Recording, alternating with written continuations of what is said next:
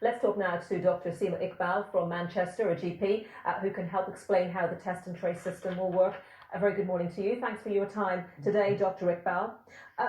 Let's say a patient of yours rings up as a first point of contact at your surgery and says they've got symptoms of coronavirus. What happens next? Well, as we already are doing, the first piece of advice we would give is for them to isolate, and obviously their members of their household to isolate for 14 days. As of today, however, the advice will change slightly in that we will advise them to ring 119 in order to be able to be tested, and then if the test is positive, to be contact traced. Now, this does rely on a number of factors, which is that the patient will actually ring 119 and that their tests will have a rapid turnaround, as we've already heard, preferably within 24 hours, which, to be fair, hasn't been the case for us health NHS workers, but we're hoping that with this new system, tests will be turned around quickly.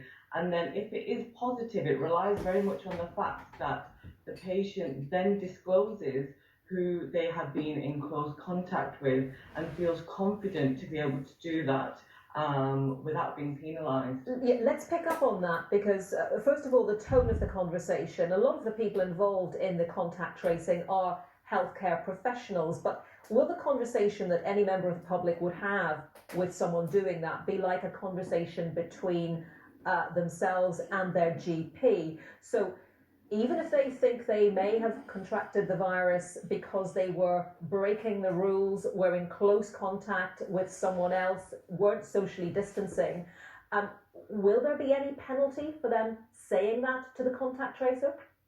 I mean, to be honest, the details are very vague for us, even for myself as a GP. The first I heard of this system was at the briefing yesterday when we all watched it together.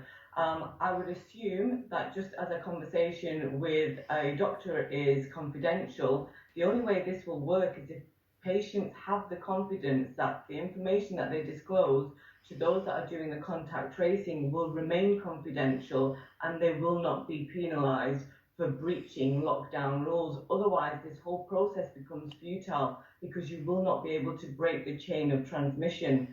They should feel safe to be completely honest, in other words.